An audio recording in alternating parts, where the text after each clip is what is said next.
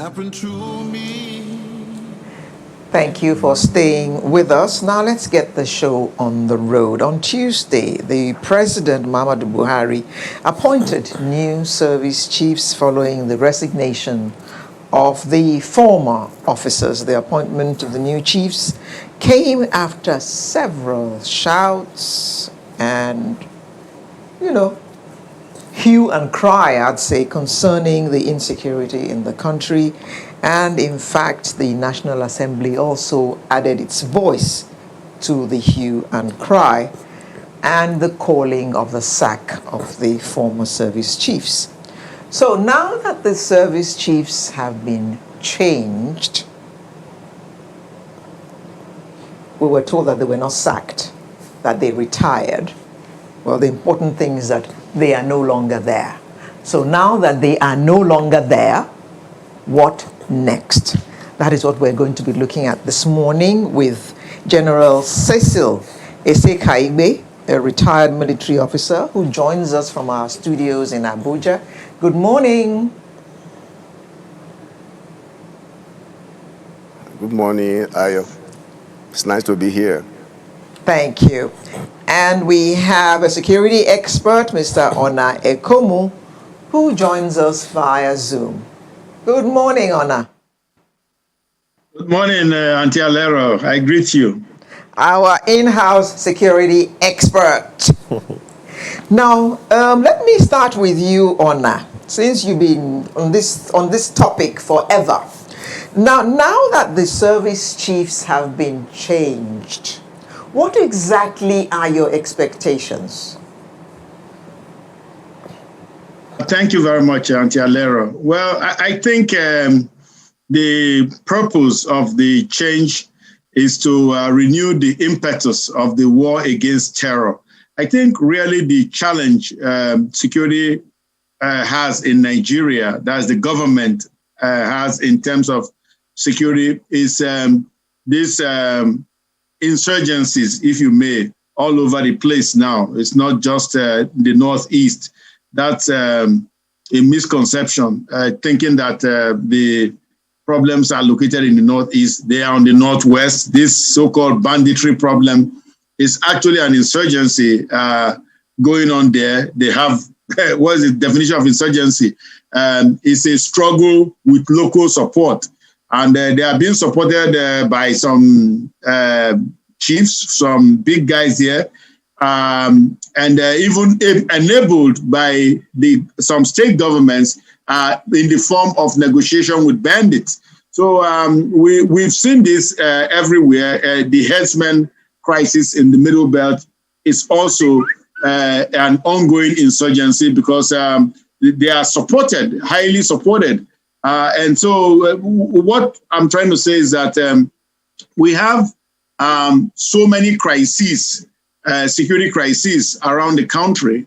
And so I think the president's primary goal in changing the service chiefs at this time and in also making the pick he did, that's choosing the actors, was to give the struggle against insecurity a big shot in the arm. And get some people who can bring in new ideas, new vigor, and perhaps robust thinking to the problem on ground, and such that we can start winning this war. Because right now, we are stalemated. We are not winning, they are not winning. And so it's a stalemate, and that's not acceptable. We cannot accept a stalemate. We've got to win. So you are a retired military officer. I will pick on something that Ona said, that the hope, well, his hope, is that these new officers will bring in new ideas and new verve into the fight to take us to where we want to be, as in we want to succeed in quelling this insurgency. You may even have worked with some of these people before. What are your thoughts and expectations of the president's choice?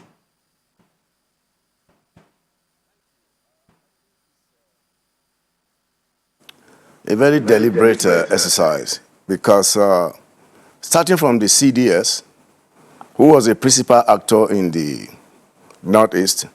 He was the commander of the Operation Lafayette Dole, theater commander. And from there, he moved to Multinational Joint Task Force, which other countries synergize with Nigeria to prosecute the counterinsurgency. Now, you talk of the Chief of Army Staff, the new Chief of Army Staff. He was also a principal actor, being a commander too of the same theater. Then the Chief of the Air Staff was also a principal actor in the Northeast. He was a commander in one of the sectors, and he worked closely with the outgone Chief of Air Staff in the Operations Department. So also is the Navy. So I think that the choice of these service chiefs, is very instructive, that people who have had the experiences and fair share of successes and failure in their operations bring aboard to bring their experience to bear and see how, we can move forward. Well, General, one of the things that readily comes to mind is, from what you have said, they are eminently qualified, going at least from your own perspective. But expectations now would be on capacity and performance. They are definitely not expected to go to the fields themselves to, carry guns and all of that. So how significant, in your opinion, do you see this change of guards? As an officer, as a retired officer who, I don't know whether you can still be summoned to come serve at one capacity or another, how significant is this for the men on ground, given that so many people have asked for this for so long, and now that it has happened, how significant is this change? What has it done to the morale of the men? Is it one that's depressing or one that's boosted, their morale to perform? And how do you see that impacting on their response to whatever it is that the nation requires of them? You see, before we get carried away with the euphoria of the change, we must understand that cautious optimism is the word here. Because if they are going to operate in the same environment, with the same equipment, and the same mindset, and the morale of the forces, you will not expect them to perform magic. So they definitely need, to get properly equipped. They need all what it takes, and they must leverage on technology. We cannot win that insurgency with the approach right now. Counterinsurgency is technologically driven. And that's why you hear of ISTAR. We talk of intelligence, surveillance, target acquisition, and reconnaissance. If you don't, take a firm position to provide the needed technology to drive what they are doing there, they're still going to have these shortcomings. And let me tell you, the important thing about this change of this service chief is instructive in the sense that all the former service chiefs, the CDS and 3 service chiefs, were all asked to go for a new set. So there is this hidden, or latent, drive of who becomes the CDS among the service chiefs that have robbed us on interagency cooperation. Lack of interagency cooperation, was really a big drag on the counterinsurgency effort. And now that the president has sent a strong signal that if I want to change service chiefs, there is no agreement that one of them must be CDS. So another thing is that these young men are all, closely related. While the CDS is cost 34, the Army chief and the Air Force chief are cost 35, the Navy 36. So they must be able to leverage on their training together in NDA, staff colleges and defense colleges to be able to bring to bear the need for this interagency cooperation, which was clearly lacking with the last set of service chiefs. So you have to give them an enabling environment. Change for change's sake is not going to take us there. So we must be deliberate. We have to reorientate our training. We have to reorientate our psyche. We have to know the politics and economics of purchase of weapons and equipment. All right, Mr. Homo, you want to respond to that because On the one hand, we have the new service chiefs. On the other hand, we have the same set of personnel that they have to work with, and perhaps the same set of equipment, going by what the general just said. What are your hopes still the same? Well, yes, my hopes are very up. I think they're going to make a difference. You have a set of managers, you fire them, you bring in a new set, they turn the company around. What do you think happened? It's leadership.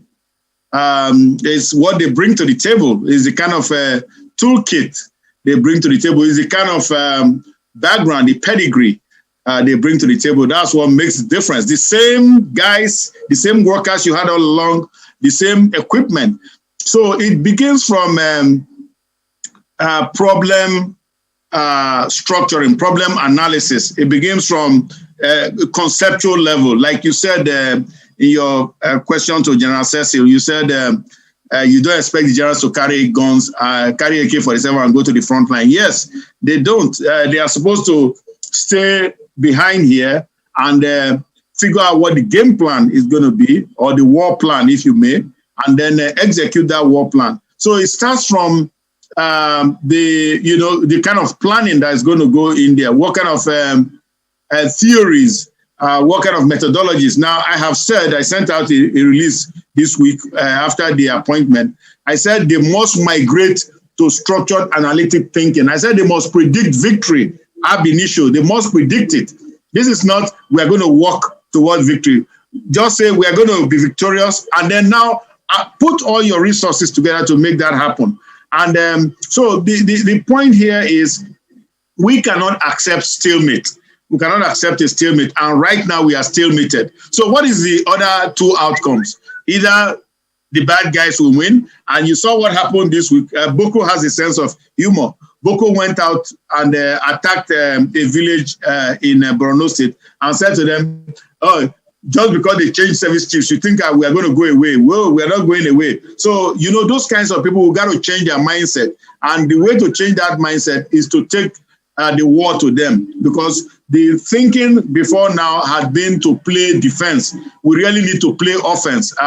The super camp strategy is a defensive strategy, and defensive in the sense that not defending the citizenry, but defending the troops, which is good. We want the troops to be alive so that they can fight. But then what happens to the citizens? That's my question. So there's a lot of things that need to change. The kind of thinking that goes into the military strategy, the operational strategy, the tactics, that we have to have a lot of thinking there. We have to have convergent and divergent phenomena, cause and effect. What is causing this? What is the effect? And then how are we going to remove that cause so that it doesn't become a thorn, a continuous thorn in our flesh? So there are many things here. Let me give you some of what I mean.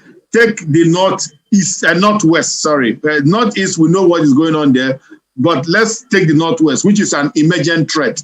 Well, it has already arrived, but it's still emerging. It's going to get worse than it is right now. Now, the northwest threat, we have actors coming into this country from all over Africa, from Mujao, that is from the Sahel, Movement for the Unity of Jihad in West Africa, that's Mujao.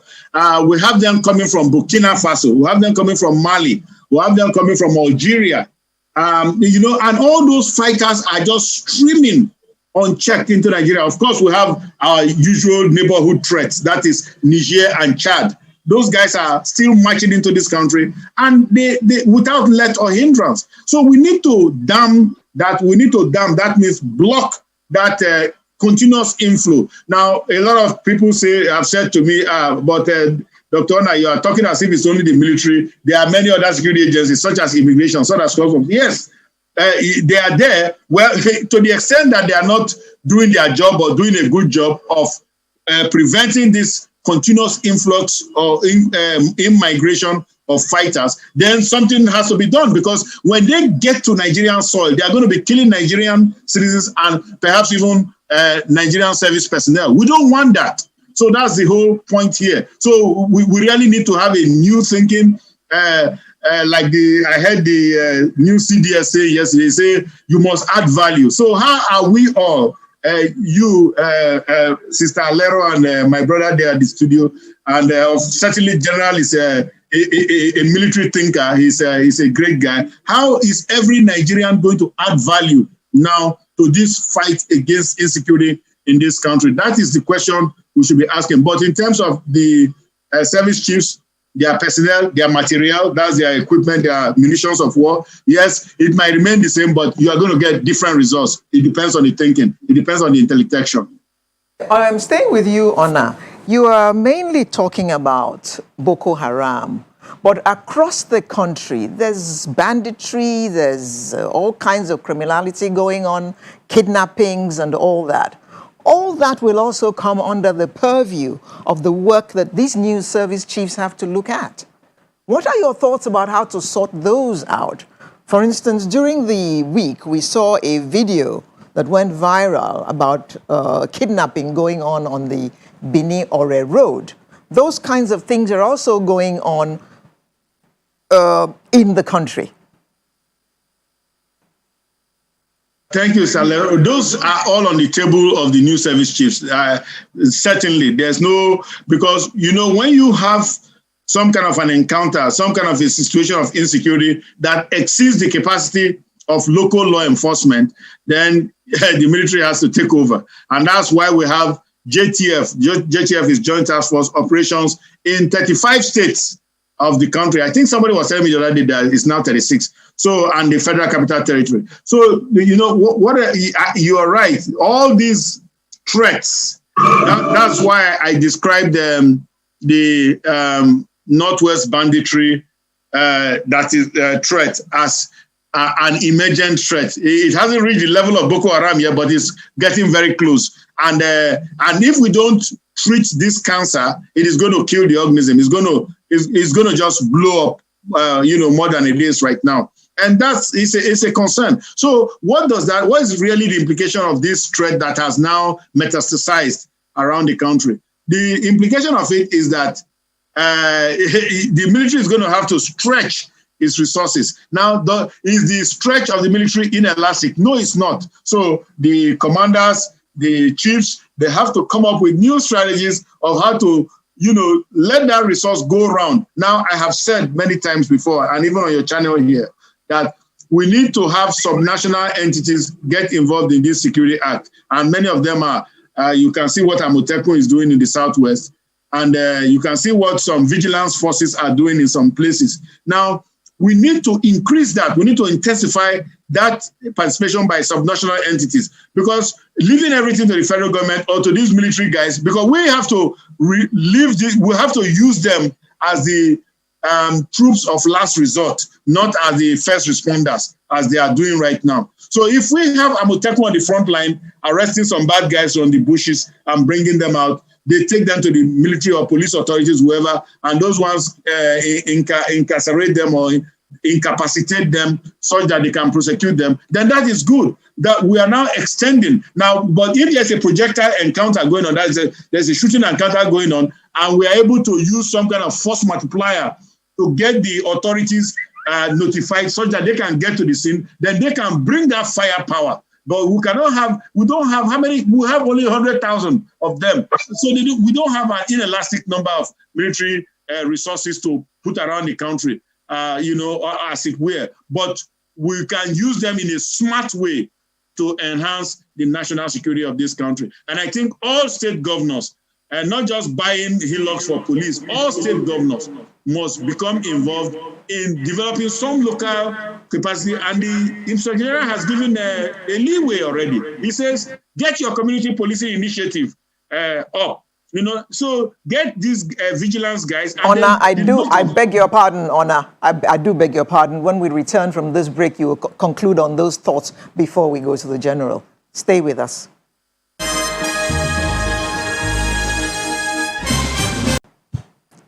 Welcome back. Dr. Ekomu, kindly conclude your thoughts about the other things happening in the country apart from Boko Haram. Thank you very much, Auntie Alero. So I was saying that we have local governments right now in Niger State, Zamfara State, that are under, even Katsina State, that are under bandit control. So I mean, just not a lot, but a few, but they are winning in those local governments, and they are, in fact, let's put it this way, they are ruling in those local governments. So I would expect the local government chairman of those local governments to organize their own vigilance capabilities. In Katsina State, you have the Young Kasai. Let's empower these people. Instead of paying money to bandits that they will use to buy more guns from Libya and come and kill Nigerians, we should use those monies to enable our local vigilance forces fight. Now, I have said this also here on your channel many times, that remember the 10-year war in Algeria, the Dirty War.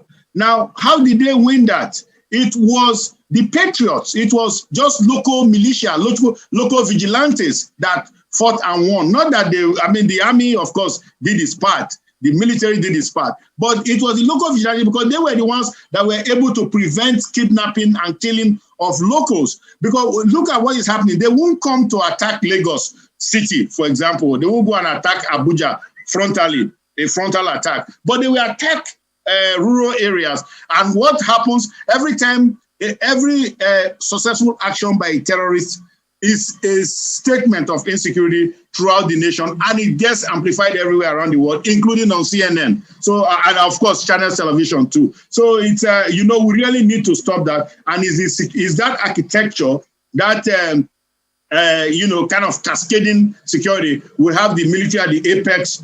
We have state resources like IGP Adamu has said, governors should set up their own vigilance forces. So you now have Amotekun and that. Then you still have at the base a vigilance force which is funded and organized by local governments. Now, what local government chairmen do right now, they run away to the cities and go and hide. Well, they should be stripped of their positions and their funds, because you can't stay in the city and be spending the money while your people are dying in the countryside. It's it's immoral. Well, that makes good sense. Perhaps gives them some KPIs. By the way, that's something that we haven't talked about. Well, we've since been joined by Colonel Yomi Dare, who is also a retired military officer. Thanks for joining us this morning. Thank you very much for having me on board. Yeah, you know all this conversation about the retired service chiefs and the new service chiefs that have been nominated, which appointment is yet to be verified or certified by the National Assembly. There are those who think maybe it's a good idea to give the service chiefs some key performance indicators. What's your take? Well, thank you very much. I think it's indeed a new era in the security architecture. Talking about giving them indices for performance, I would like to say here that these new appointees, they have been in the system, and I don't think there's anything really new, in the system that they are not aware of. Everyone is just that I really feel for them, because the expectations of Nigerians is very, very, very high. There has been so much hue and cry since the appointment of the outgone service chiefs for their replacement. Yeah, and finally, this has come to be. So you can imagine that all the things have been reeled out. They have a long list. They'll have a long list. So I don't think there's any need for that. Yeah. I want to believe that. But this gentleman, again, it goes back to what a number of people have said. I mean, you are aware of how people have been displaced with the previous, service chiefs that have just left office. So perhaps their thinking is Maybe it's because no one gave them any KPIs. They just keep doing what you're doing. Fight insurgency. Okay, we are fighting insurgency. Terminate it at any given time. There isn't any such thing. Attain this particular milestone before such a time. Maybe because there wasn't any such thing. Those are theories that people are putting out there. You don't think that is necessary? Let me quickly sound a note of warning here. We must be very careful in giving a timeline to things here. I mean, we are talking about war, a war against terrorism. This is not a conventional warfare. This is a specialized, asymmetric kind of warfare. So it's really difficult for you to say that, okay, in so amount of or length of period, this thing should be over. Okay? I mean, we've been through all this. It has become rhetorics, We've been through all this in the past. Colonel, you will recall. Colonel, but Yes, also please. recall that when the president took over in 2015, he did promise us that he would decimate Boko Haram within a year. And he used to be a general in the army. Well, so that is why I'm quick to warn here that we have to be careful, when we want to put a time frame to such activities. Because, as a matter of fact, in training, we are taught to assume that the enemy has a better training, has the same type of training, and even not, probably a better training than you have. Okay. So you have to be careful. So it's such a it's very dicey. All right. General. What Okay. gladdens me here that I want to put on record is that, I mean, especially two of the chiefs, like the present chief of defense staff, he is a veteran of the theater. I mean, he was the commander of the operation Lafia Dole in the northeast. And then, of course, the chief of army staff too, even though he had a very short tenure, but he too has, felt the heat there. So I want to believe that this gentleman should have hands on deck to move us out of this quagmire. All right, General, that notwithstanding that you have heard Colonel Dari talk about, there are certain specifics that a good number of people have very high expectations about. For instance, we talk a lot about what's happening in the Northeast, the insurgency in the Northeast and how it has decimated a lot of communities and all of that. But then there is a consistent attack on people between Port Harcourt and Bonny Island. Sea piracy has been a very troubling and thorny issue for those communities, the people who use that route, for a very, very long time. In fact, just a few weeks ago, they carried out some protests and saying that sea piracy needed to be ended. Their agitation was that there aren't what they call, gunboats and houseboats along the roads, and consequently the sea pirates always had a field day. With a new chief of naval staff in office now, and that I'm just making an example of that one. There is what's happening in the Northeast, for instance. A good number of people are still wondering, will we ever be able to have the Chibok girls back, the rest of them, and stuff like that. So if we are to make examples of these two issues, talking to the Army for the Northeast and the Navy for the sea piracy in the sea water areas of the nation, do we have what it takes?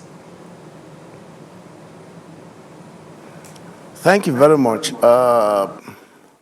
When Ona was talking about predicting victory, it gives me an idea of maybe we're going to be talking of prayers, and we're going to be talking of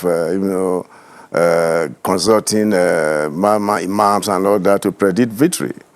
The truth is that as a Christian, I also know that they say that prayers without good works amounts to nothing.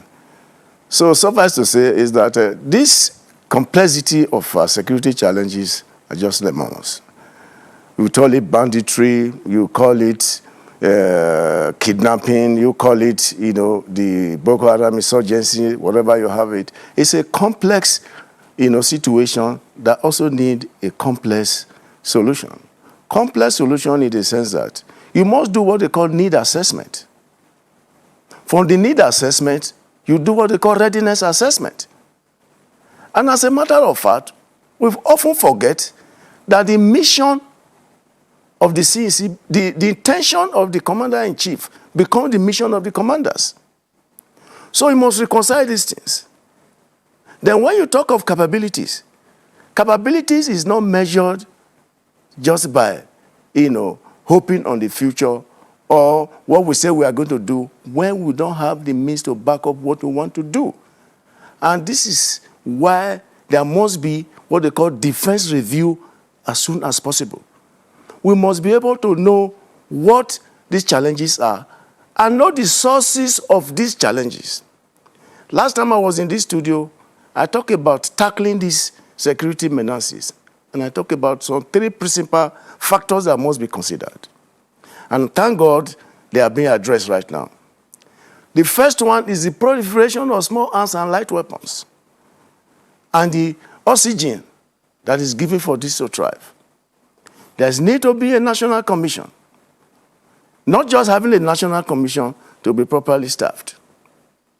Now, the talk of the effect of drugs on these criminalities and their processes. Thank God Jeremiah has been appointed NDLA chair, and from his mission statement, I think there is proactive effort to nip this at the board.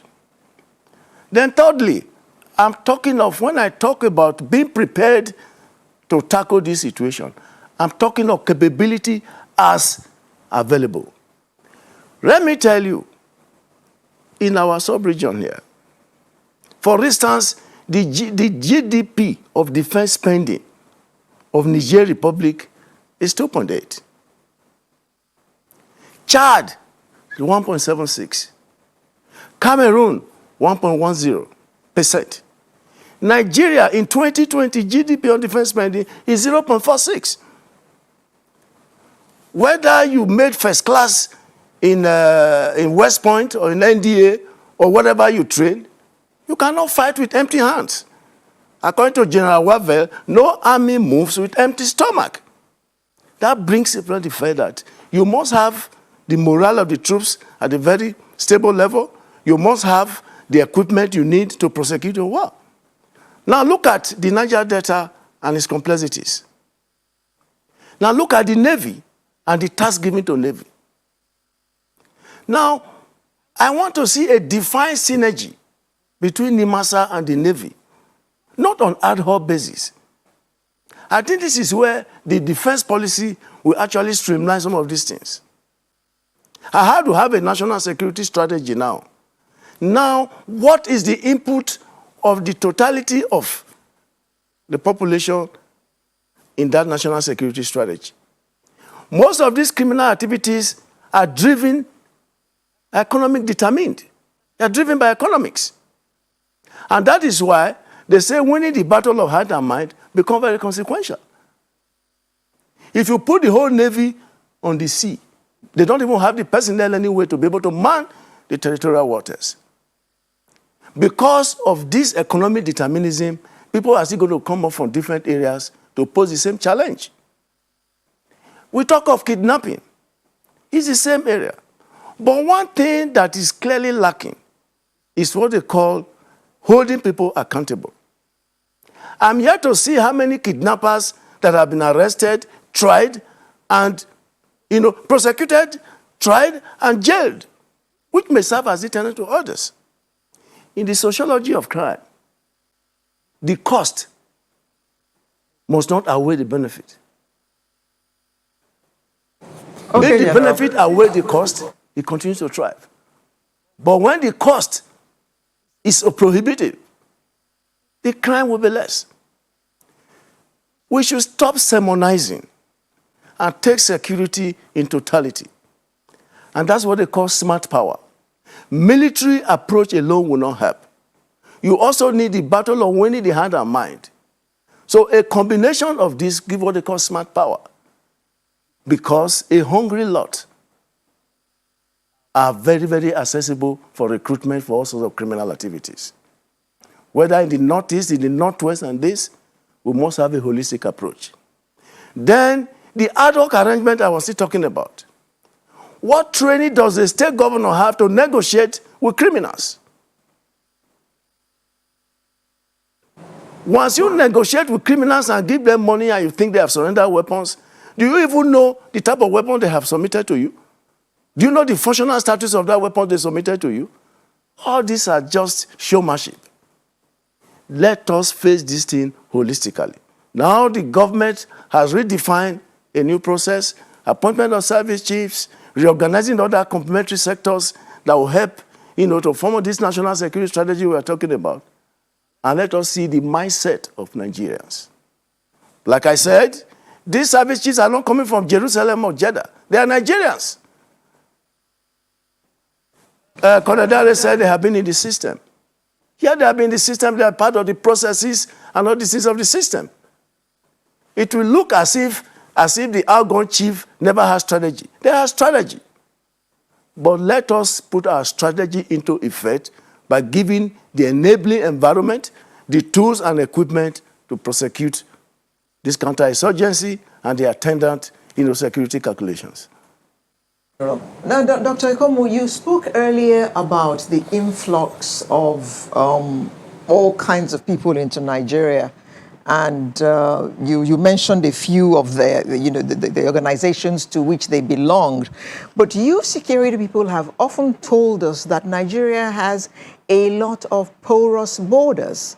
So how do we go about plugging these porous borders and ensuring that all and sundry are not coming into Nigeria to perpetrate all kinds of crime?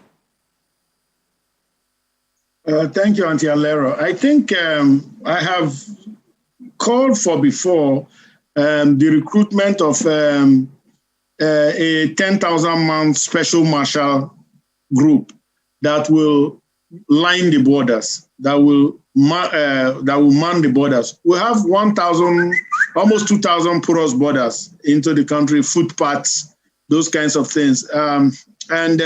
But much of the problem we have is that the ECOWAS treaty, which grants free movement to citizens of the sub-region, is a problem.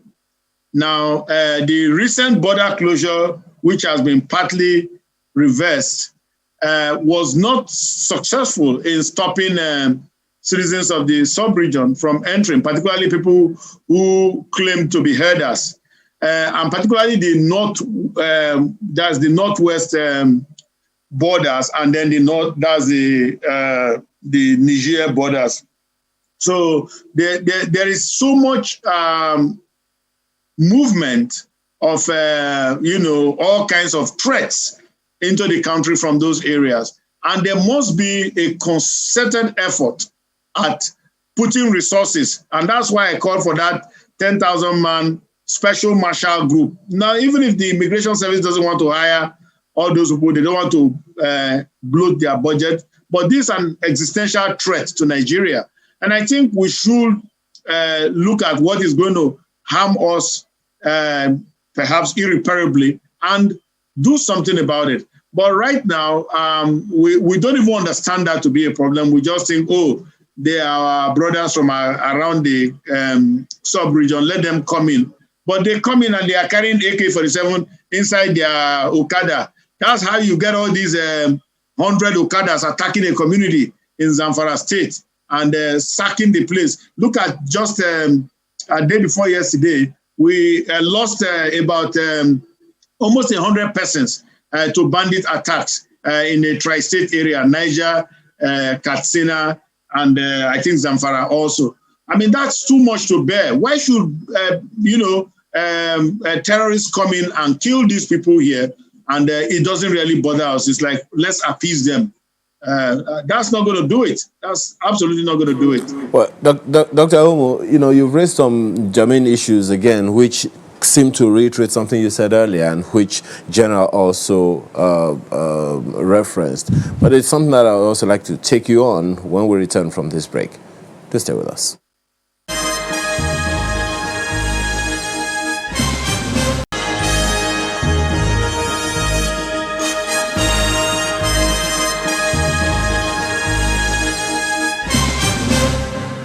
Well, thanks for saying was Dr. Homo, you spoke largely the other time about involving local governments. Valid and granted. But then you also, emphasize the need to involve the locals at the bottom, so to speak, of the security architecture in Nigeria. But then the question you want to ask is this something we can use as a blanket recommendation? Yes, it worked with the civilian JTF, in the Northeast. But what would you say for the piracy issue in Bonny, Port Harcourt, Bonny, Kingdom Route, for instance? How will the locals play any role? Thank you very much, sir. It's a different threat and it's a different environment.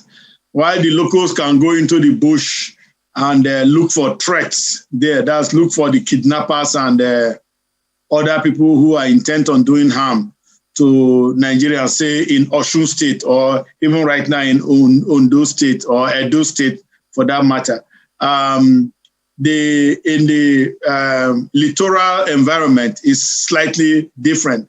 Now, certainly, you can have local patrols. That's locals patrolling.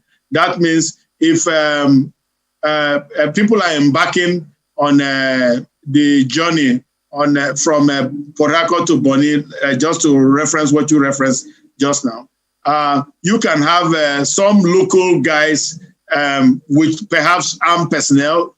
It can be government GSF, government security personnel on board with them, just like he's done for the IOCs. The IOCs, most of them are not being protected. They are all protected by the Nigerian Navy when they are moving assets or when they are drilling. But a lot of the infrastructure is provided by private security. So don't kid yourself in thinking that Navy has enough assets to protect IOCs when they move around their drilling assets and all that, and when they run their operations in the littoral environment. So that's the same thing I'm saying here. Thank you for that. Sorry, one. I tell you. We lost you for a second or two. Have you completed your thoughts on that matter? I'm saying that we could add that's some harden the transport. Harden it means put some armed personnel. They could the same security architecture I'm saying from the bottom. That's the base security architecture.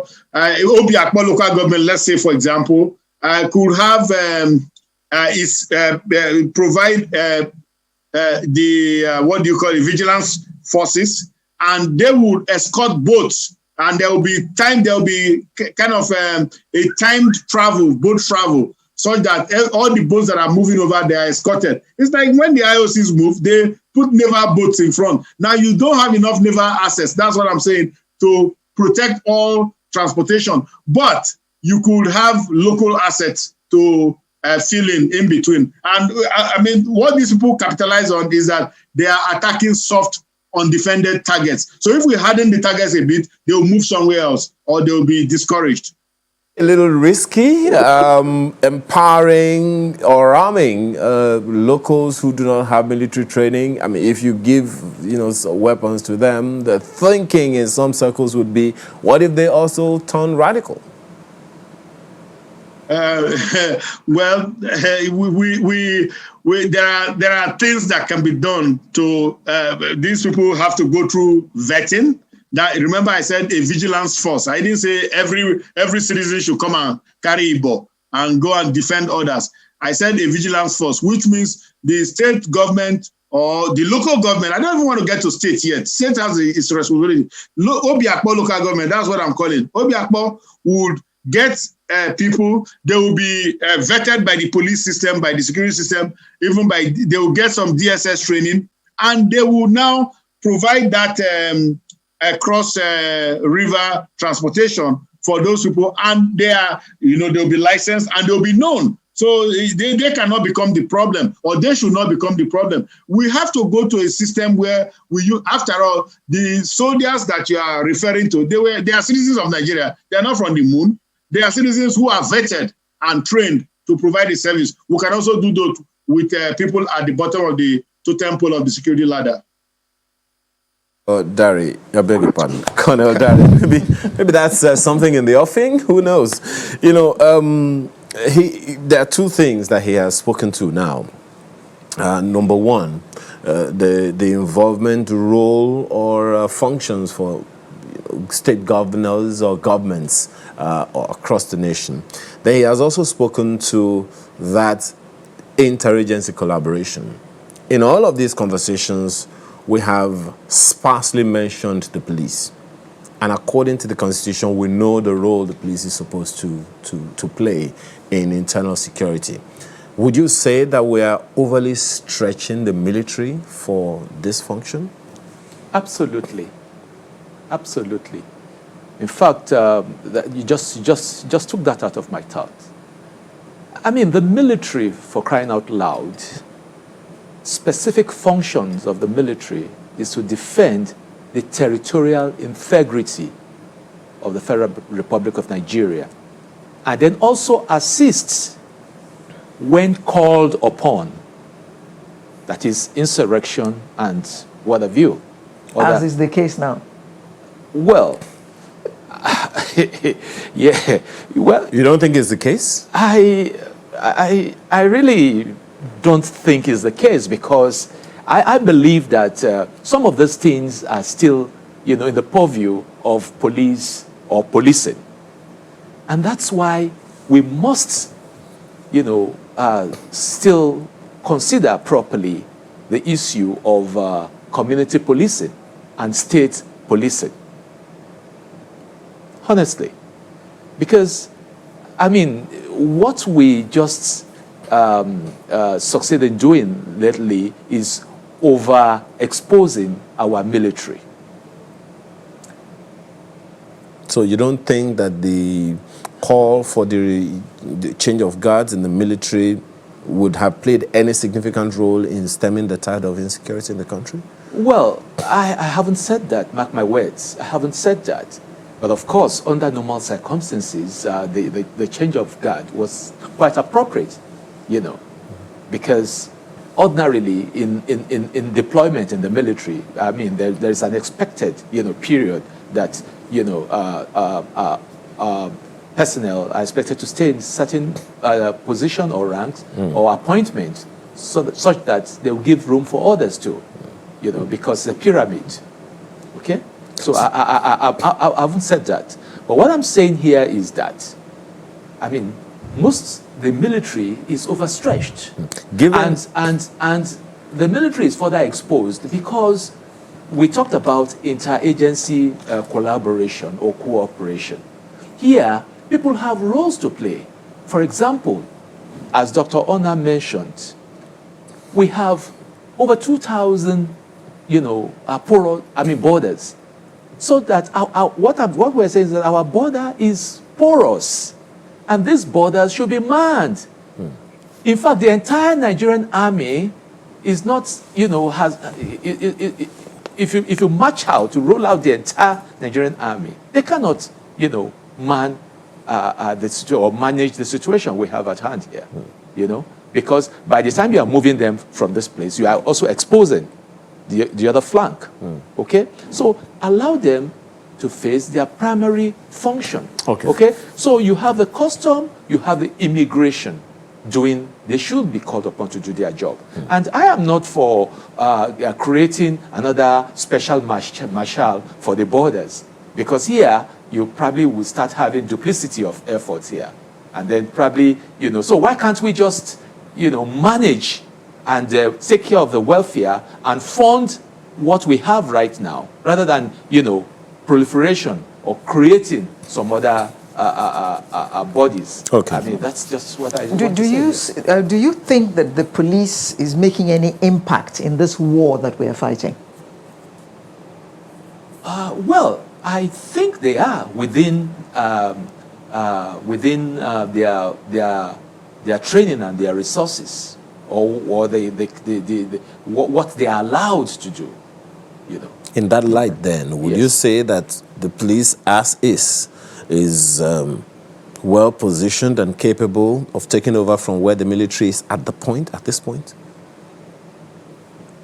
I cannot beat my chest to say yes for that. So you would say then that we still need the military where we have them? Absolutely, we need the military. Okay. But the military should kind of take some back position, and then the police should come forward and do what they need to do. General, as we take this home now, you talked about needs assessment the other time, and the question a number of people might want to ask you is, given the variety of the challenges that we have on our hands, banditry, armed robbery, kidnapping, sea piracy, and the rest of them, talking about needs assessment, what is there, do you think it makes any sense for us to prioritize one now in the light of the challenges that we have on our hands and the limited resources? Unfortunately, the security challenges now have become malignant, and in fact, they are misascending. So prioritizing now is going to be a little bit difficult. So what we need to do is to, put in efforts to, holistically, see how we can, tackle these challenges. And if you look at what my big brother Dare was saying, is that the military has been overstretched, and I think about the 36 states now, their presence is just there.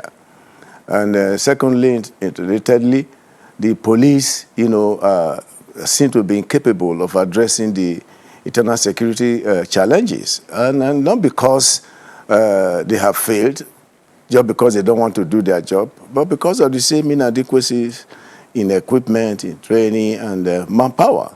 So let us look for a holistic approach to these issues. Now, the whole thing has been complexified, that withdrawing the military now to say, police, go and do your job, will be a full paradise, live in the full paradise. Or let us tackle the situation and stabilize it before we now start to re-emphasize, the statutory roles of police, the statutory roles of the military, vice versa. It's a complex problem. Let us look at, when I say need assessment, what do we need to do and how are we going to do it? And I followed up by saying readiness assessment. If you know that we have in the security calculation gamut, banditry, kidnapping, the insurgency, and terrorism as they are, what are we supposed to do to tackle this? And evidence has shown that military approach alone will not solve this issue. And let me take you, for instance, somebody was talking about getting the locals, to help to stem some of this, the tide of this insecurity. A hungry local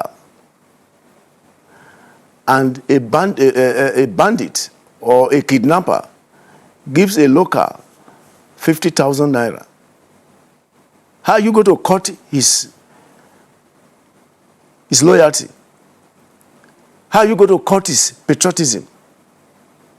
There is a disconnect between our value system and the need to survive. So if you don't tackle that, we're just going to be wasting our time. If you bring 1 million local and vigilantes without, appropriately kitted, nobody fights with hunger. We must address this issue. It's a fundamental thing. Out of time now, so I just have to take your last word on this in one sentence, please. Your last word, General. My last word is that the new service chiefs have been appointed.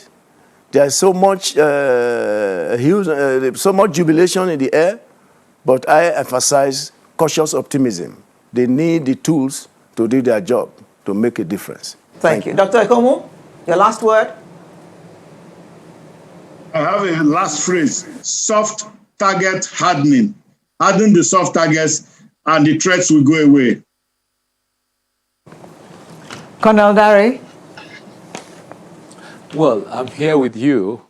I'd like to say here that the federal government should look at education, funding education, okay? Such that when the people are educated, you know, there will be a total reduction in crime, okay? There will be a total reduction in crime. And also, our religious leader too, they should watch the type of sermon they preach, okay? We should also advocate peace journalism. The media should also play its own part, such that they will try and balance their reportage, okay? And then, of course, the judiciary too, such that people who have committed crimes, kidnapping, banditry, they should be brought to book properly. Okay. By law enforcement. By law enforcement. Retired Colonel Yomi Dare, who joined us in our studios in Lagos, and we had Dr. Enna Ekomo, a security expert, who joined us via Zoom, and General Cecil Esekaiwe, a retired military officer who joined us from our studio in Abuja. Thank you very much, gentlemen, for joining us this morning. Sunrise will return in just a moment with another interesting conversation. Please join us.